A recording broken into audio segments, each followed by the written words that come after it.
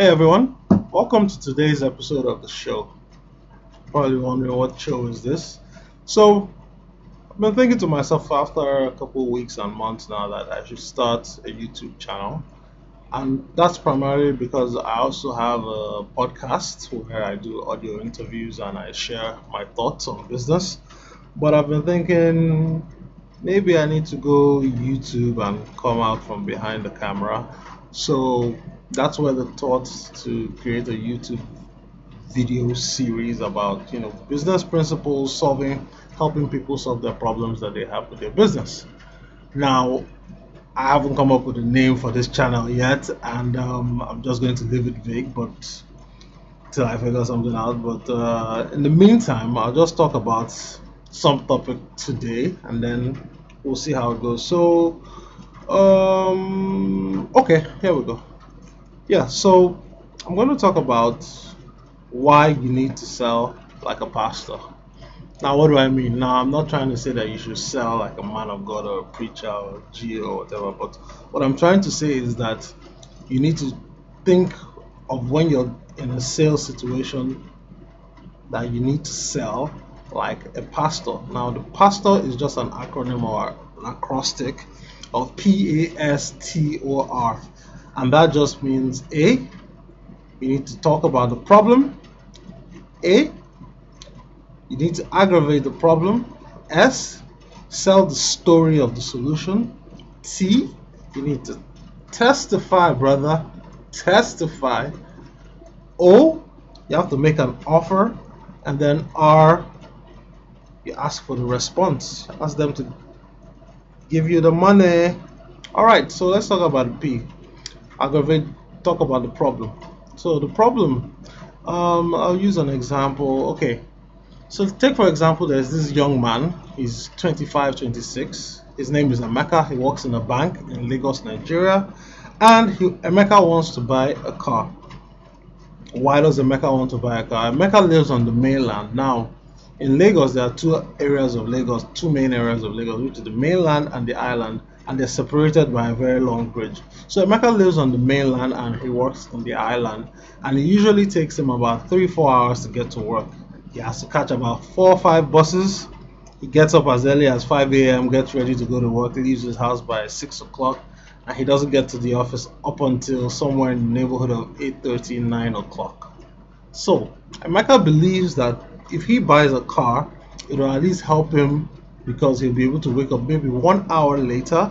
He can get in his car, drive off to the island, although he'll be stuck in traffic, but at least he'll be able to control his movement and his time, and he's not left to the whims and the caprices of the bus driver, bus conductors, or anything else that may be left to chance when he's just coming out and trying to hop on public transportation.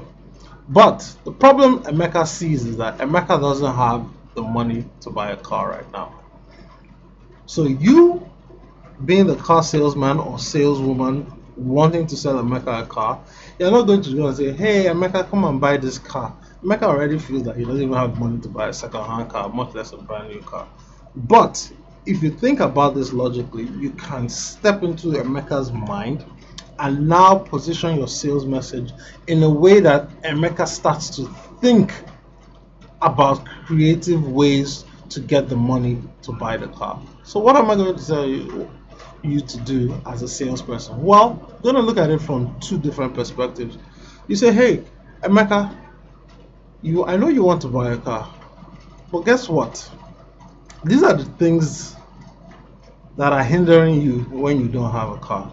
You get up in the morning, you prepare to go to work, you catch the 4 or 5 buses you need. By the time you get to the office, you're sweaty, your clothes are nearly ripping and tearing. You just don't have any comfort, and then you now have a long 8-10 hour day in the office before you go back to the bus again, spend the same 3-4 hours trying to get home. So you're so uncomfortable, you cannot relax, you cannot move and shake. You're just it's just nasty. And then some people smell, all kinds of things can happen when you're entering public transportation. People splash you cosmetics or water or whatever. It's just a stress for you to be constantly using public transportation to get to work in the morning. Now, second thing is, Emeka, I see you're a young man, 25, 26. You're probably starting to think about how you plan your future. Maybe you probably want to marry that nice girl. Or even if you're single, you want to, ask a few fine girls in town out for dinner and drinks and then, maybe Netflix and chill. Now, Emeka, this is Lagos. Very few girls will be very understanding and say, "Hey, come, let me take you on the bus and let's go to Silverbed and watch a movie." Silverbed is a movie theater. You can't just take a girl in a bus ride with you and then you go to the movie theater. It's a little awkward, so to speak. So you have your car, and your car is going to be a convenient means of transportation where you can carry this nice young lady to the movie theaters. You can have a Coke and a smile and have some chips at KFC and what else, and it'll be hunky dory. And you know what? She's going to start to warm up. Now she's not going to warm up to you because of the car, but at least she's in the pleasant environment where your lyrics and your message will start to hit home. You know what I'm saying? So, what have I just done here?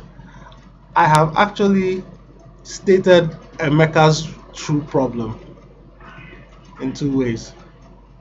The two main things that motivate a man: getting the girl or his woman and getting his money. I've stated the two. Emeka thinks he has a money problem. He doesn't have a money problem, he has an access problem. Access to getting his money that will allow him to live the lifestyle that he wants, and then access to his sex life. Now you might be thinking, okay, Chi has access to his sex life, blah blah blah. Look, listen to me. The two biggest motivating factors for 90% of the men out there is their sex life and their money. For those two things, 90% of the men out there will do anything to achieve those two aims. You've just presented Emeka's problem succinctly and directly to him. His sex life, getting his money. Now, how are you going to aggravate the problem even further? That's going to be in the A part, which I'm going to tell you in the next video. So watch out for that. Until next time, it's me, Odogwu. I'm the business group guy. You can find me on www.odogwu.com. That's odogwu.com. All right, till next time, where we talk about aggravating Emeka's problem.